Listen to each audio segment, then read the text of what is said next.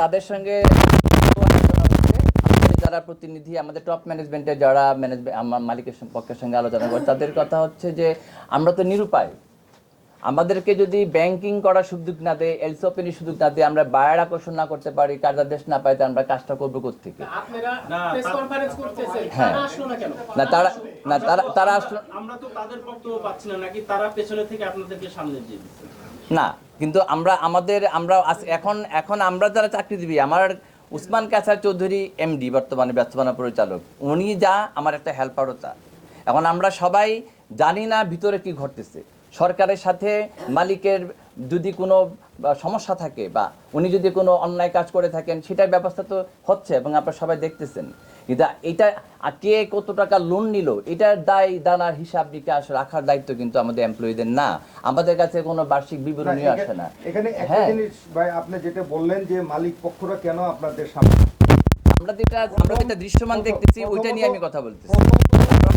মালিক পক্ষ যারা, তারা আমাদের মাননীয় ভাইস চেয়ারম্যান স্যার তো এখন জেলে আছেন, আদার্স যে সমস্ত মালিক চেয়ারম্যান অথবা ডিরেক্টর লেভেলে যারা আছেন, তারা দেশের বাইরে অবস্থান করতেছেন, তাদের কোনো স্পিচ বা তাদের সাথে কোনো কমিউনিকেট করার কোনো সুযোগ আমাদের টপ ম্যানেজমেন্টের কাছে নাই।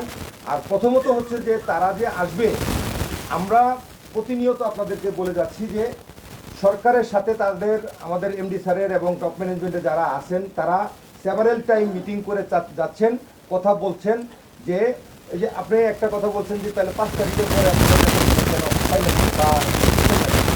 5 তারিখের পরে যে ঘটনা, তখন থেকেই কিন্তু প্রত্যেকটা ব্যাংকের যে ব্যক্তিগত যে অ্যাকাউন্টগুলো আছে সেগুলোর সাথে সাথে এগুলো জব্দ করেছে।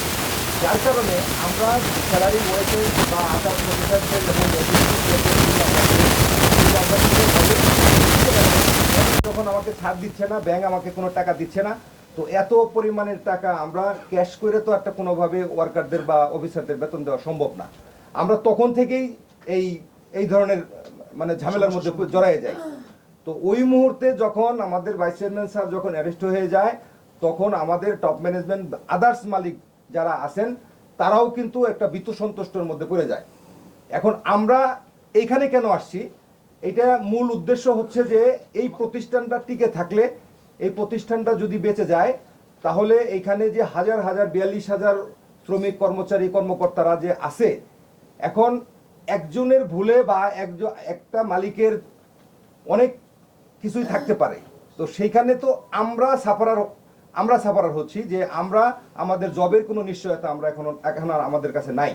মালিক পক্ষ সারেন্ডার করে বসে আছে যে সরকার যদি আমাকে সহযোগিতা না করে তা আমি কি করতে পারবো। তো এখন আমাদের দায়টা এমনভাবে এসে দাঁড়াইছে, ব্যাংকের টাকা নিয়ে পরিশোধ না করে, এটা কি আপনি ভুল বলবেন?